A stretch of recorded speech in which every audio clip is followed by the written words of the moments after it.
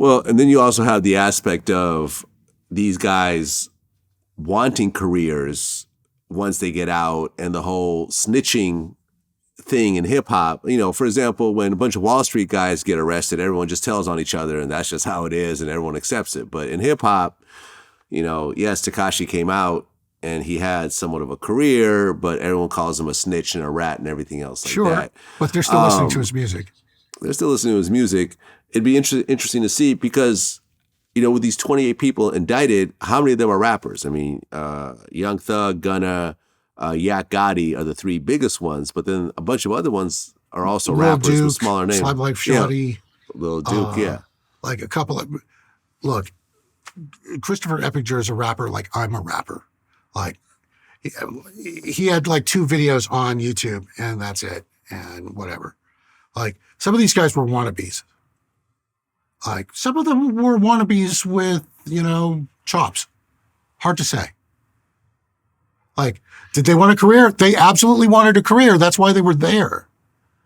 Like, that's, you know, it's hard to say. Yeah, I mean, it's going to be interesting to see what happens, because if you do cooperate and end up getting a minimum amount of time, you got to come out, and then obviously everyone you cooperate against, they're going to do their best to try to push, you know, to the public that, hey, this guy cooperated against me, and that's why I got all this time and so forth. And I mean, it's got a lot of dimensions to it. You know, and then once they actually go and do the prison time, how safe are they going to be after they cooperated? Yeah. You know, is there going to be a level of retaliation and revenge and so forth? Well, it's kind of why people are getting prosecuted in the first place.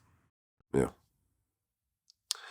Yeah, I mean, this whole thing is a mess, honestly. And what's interesting is that gets worse, by the way. It's going to get worse? I think so. Yeah. Like I said, there are other prosecutions coming.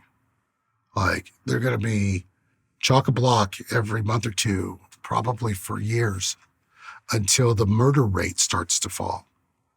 And so if you're an affiliated rapper in Atlanta, like, your life is tense, or it's going to be.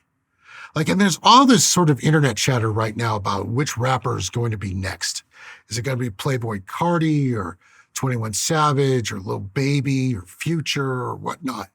Like, and Future aside, I don't actually have a whole lot of, I'm not looking at him, but a lot of these other guys, like, they're name checking real world murdering, armed robbery committing street gangs in Atlanta in their music.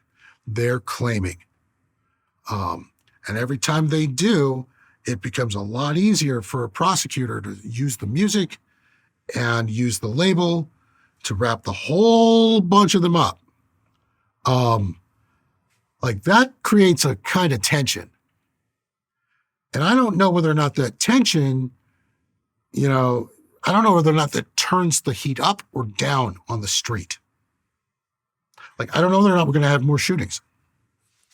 I mean, yeah. I mean, if you look at the history of hip hop, I mean, gangs and so forth have always been part of hip hop culture in one way or another. But it wasn't until DJ Quick actually put out what specific blood gang he's in his music for the first time. And this was like early 90s. And then that set off a chain of events where everyone started claiming their gang in their music. Yeah. And ultimately, this is a move that's now biting everyone. I mean, it's continued to bite everyone, but now it's really biting everyone because, you know, I didn't even mention a lot of the stuff going through the indictment, like this lyric here where he says, I'm a slime, I'm a blood, boom, that's part of the indictment. You claiming YSL in a song will put you in the indictment. You claiming, you know, any sort of gang related, shooting related, anything, no matter if it's got anything to do with nothing, it's all ending up in this paperwork. And, you know, and I remember interviewing Boosie, who was up on a murder charge as well. He said that they spent a day and a half in the courtroom playing his songs to the jury. And I think that's going to happen again if this stuff actually goes to trial. Very much. Promise you it will happen. I promise you it will happen. It's going to be like a History Channel thing. Like, here's a history of YSL rap, you know, and it's going to be a documentary, a seminar. Uh, and I expect that. Like, there's this whole thing about drill that I'm starting to like. I'm learning a lot, by the way. Like, I'm a 49-year-old, guy. Like, a lot of this stuff is new to me. But drill is just fundamentally different from like the earlier phases of hip hop. And I'm not sure it's a good thing in Atlanta. Like, we got infected by Chicago and Detroit. And I think that was part of what happened in the pandemic. Although a lot of this predates the pandemic, don't get me wrong. But we had an infusion of Chicago rap come into Atlanta during the pandemic. And part of that was because Atlanta kept its clubs open. Like, our governor, like 3 months in, said, nope, like restaurants and bars, you're going to stay open. Like, to heck with this. Like, the economy. Ah! And yeah, we ended up with people from all over the East Coast coming to Atlanta to party. And it turned up the heat. Like, I don't want to blame Chicago, like, because frankly, they've got their own problems. But this drill stuff is not healthy. I don't think it's healthy for rap. Like, speaking as an old head, like I interviewed KRS-One 20 years ago, guy. Like, that's where I am. The idea that people are tying murder, like claiming bodies as closely as they are in songs, like, you have to expect this kind of legal backlash.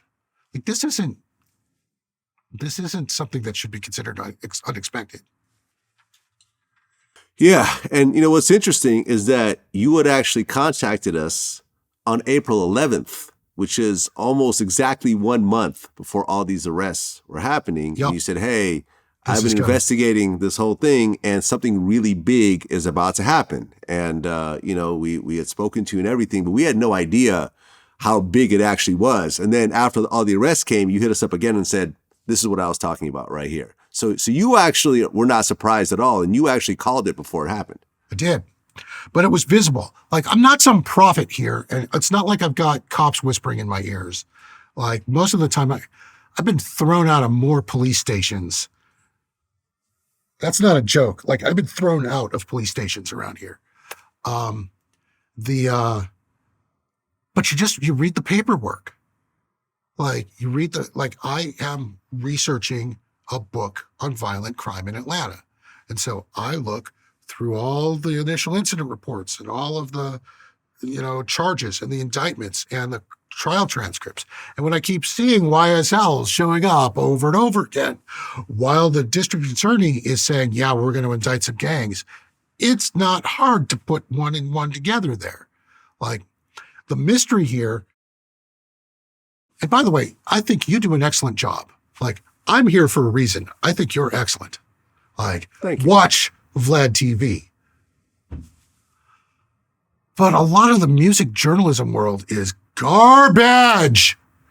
Like, they're just bad at it. They're not doing their job. They're not trying to dig. They're not trying to understand. They're trying to promote. Like, it's bad journalism. Like, and I'm at war with it.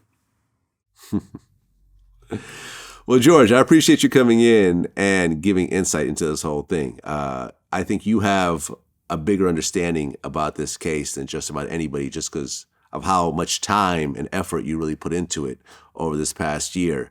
And you also live in the community and get to see a lot of this stuff, the effects of this stuff firsthand. So I definitely appreciate you sharing. And, we want to continue to stay in touch with you, as this thing develops, to really get your perspective on how things are. And, look, at the end of the day, I'm fans of a lot of these guys' music. I listen to Young Thug. I listen to Gunna. I've never actually met them myself. We've never interviewed them ourselves. We always get blamed when whoever does a Vlad TV interview gets indicted. We've never interviewed these guys. So we're stepping out of this particular one. But, I'm hoping that it ultimately works out. And I'm hoping these guys could go back to their families. I know Thug got a bunch of kids. I'm not sure if Gunna does, but a lot of people do depend on him financially, and they do have millions and millions of fans.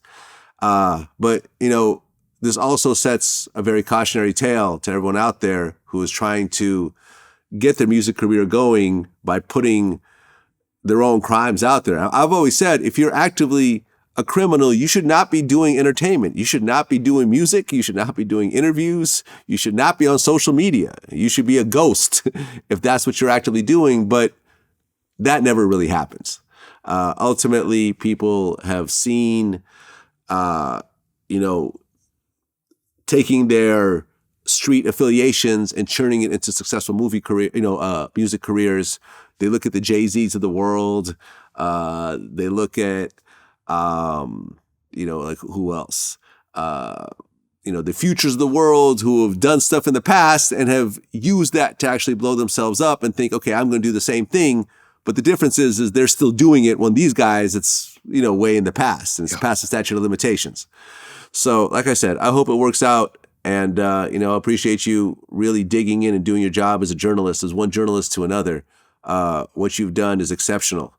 And, I hope you keep doing it. I will. Thank you. You're very welcome. Until next time. Peace.